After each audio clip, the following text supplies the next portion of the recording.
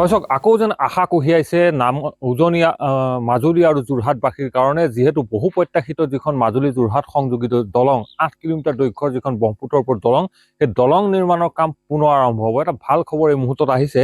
অসমৰ মুখ্যমন্ত্ৰীজনে ইতিমধ্যে টুইট কৰিছে যে স্তব্ধ হৈ পৰা এক প্ৰকাৰে বন্ধ হৈ পৰা যি মাজুলী যোৰহাট সংযোগী দলঙৰ কাম আকৌ আৰম্ভ হ'ব, আকৌ নিবিদা হ'ব। 700 কোটি টকা ইতিমধ্যে ধাৰ্য কৰা হৈছে নতুন এই প্ৰকল্পটোৰ কাৰণে, নতুন প্ৰজেক্টটোৰ কাৰণে।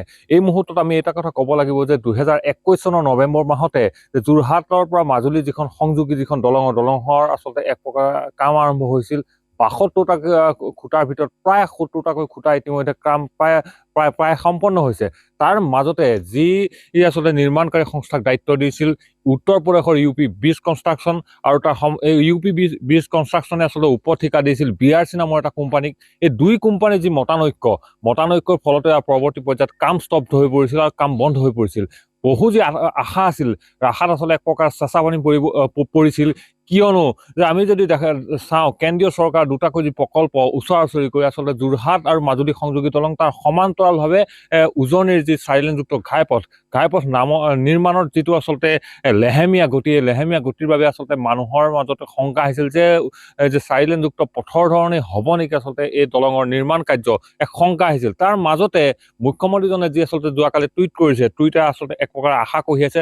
তথাপিতো কিন্তু ৰাইজৰ মাজত শংকা আছে যে খৰালি ইতিমধ্যে গৈছে প্ৰায়, আৰু বাৰিষালৈ আৰু কেইটামান দিনহে বাকী। এই মুহূৰ্তত যে নতুনকৈ আকৌ টেণ্ডাৰ হ'ব, নতুনকৈ কাম আৰম্ভ হ'ব, এই গোটেই কথাবোৰৰ মাজত কিন্তু বহু কথা ৰাইজে বিচাৰি পাইছে।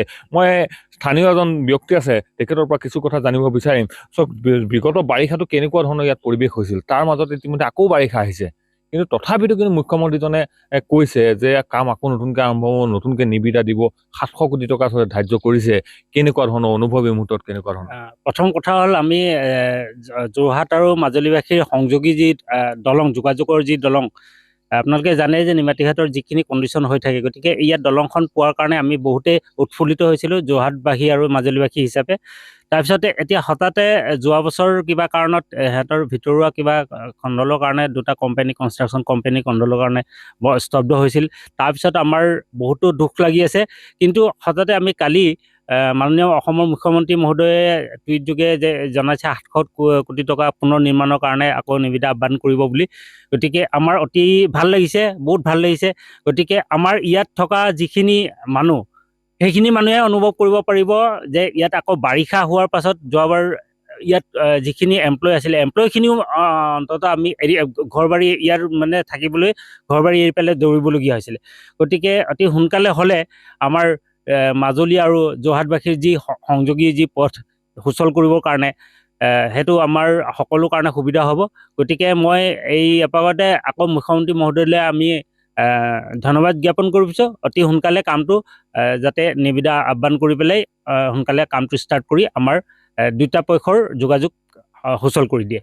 নিশ্চিতভাৱে যথেষ্ট আশা এই মুহূৰ্তত এই সকলো লোকে পুহি ৰাখিছে, যিহেতু আশাটো হ'বই। যিহেতু বিশেষকৈ নামনিৰ পৰা আচলতে এই পাৰলৈ যোৰহাটলৈকে সংযোগী যিটো অঞ্চল, এই অঞ্চলটো আজি তাৰিখত যি বিপদসংকুলভাৱে যি নাৱেৰে যি যাত্ৰা কৰিব লগা হয়, বা ভৰ বাৰিষা আচলতে যি বিপদসংকুলভাৱে যেনেধৰণে যাত্ৰা কৰিব লগা হয়, এই যাত্ৰাৰ মাজত আচলতে এইসকল লোকে এই মুহূৰ্তত আশা বিচাৰি পাইছিল যে এখন নতুনকৈ দলং হ'ব, 8 কিলোমিটাৰ দৈৰ্ঘ্যৰ এখন দলং হ'ব, আৰু সেই দলংখনৰ আচলতে সুচল যাতায়াত হ'ব।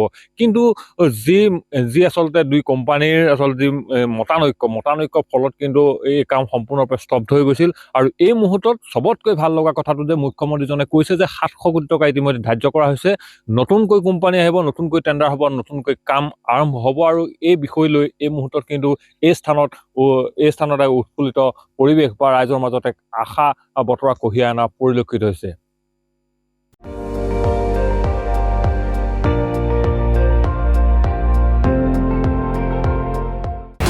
আপুনি চাই আছে ND24, সৰ্বশ্ৰেষ্ঠ নহয়, সৰ্বোত্তমৰ দৌৰ।